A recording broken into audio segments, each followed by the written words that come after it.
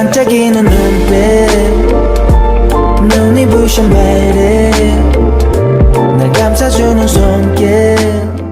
Sang Hee, Eunchong's grandfather, decided to let Guhana adopt Eunchong, allowing her to become Shin Yeojin. This decision brought joy as Guhana, Hwang Jin Goo, and Shin Bang-ul became a family. Meanwhile, Hwang Jin Goo was struggling with the betrayal from Yoon Se-young and made his way to Guhana's house, feeling heartbroken. When Guhana opened the door, she immediately noticed he was upset and offered him coffee. Jin Goo opened up, expressing how hurt he was by Se-young's lies. Guhana, understanding his pain, comforted him by sharing her own past experience with betrayal. Just then, Yoon Sang-ho walked in, greeted her, and said he had something important to discuss. He asked Guhana if she wanted to adopt Eunchong, and after a brief hesitation, she agreed. Then, Yoon Sang-ho revealed he was Eunchong's biological grandfather, shocking both Guhana and Jin Goo. He explained his deep guilt over losing his daughter Eunchong's mother and how he discovered his wife's dark secrets during his search for her. He confessed he wanted to make things right by having Eunchong adopted by Guhana. Guhana was emotional and grateful, but Yoon Se-young made one condition. She needed to marry and start a family for the adoption to proceed. Feeling overwhelmed but determined, Guhana turned to Jin Goo and asked him to marry her. He agreed with warmth, telling her he would marry her if she wished. This moment filled Guhana with gratitude and some guilt, wondering if she was taking advantage of Jin Goo's kindness. Jin Goo reassured her, confessing his love for her and expressing that he could face any challenge with her by his side. When Jin Goo told his mother Shin Bang-ul about the engagement, she was overjoyed and relieved, knowing her son had found a good woman. The wedding was simple but filled with love. Guhana wore a modest white dress and Jin Goo wore a suit. The ceremony was small but heartfelt, with family and friends offering warm wishes. Afterward, Shin Bang-ul embraced Guhana and thanked her for being there for her son. Meanwhile, Yoon Sang-ho visited Shin Yeojin, urging her to support Eunchong's adoption by Guhana. He explained that the decision was in Eunchong's best interest, but Shin Yeojin reacted angrily, unwilling to let go of Eunchong. Yoon Sang-ho, firm in his decision, told her he would proceed with the adoption regardless of her opposition. Shin Yeojin threatened him, but Yoon Sang-ho remained resolute, knowing he was doing what was right for Eunchong. With everything in place, the adoption process moved forward and the court approved it. The judge emphasized that Guhana and Jin Goo could provide a loving home for Eunchong. When Guhana and Jin Goo received the official adoption papers, they were overwhelmed with emotion. Guhana, her voice trembling, asked if they were truly going to be Eunchong's parents. Jin Goo reassured her and they held each other tightly, feeling both excitement and gratitude. They then went to Shin Yeojin's house to take Eunchong. When Eunchong ran out to greet them, Guhana hugged her warmly while Shin Yeojin glared at them in anger. Despite Shin Yeojin's harsh words, Guhana remained calm, telling her to respect the court's decision. Shin Yeojin, still furious, couldn't stop them from taking Eunchong home. Guhana and Jin Goo left with Eunchong, finally free to start their new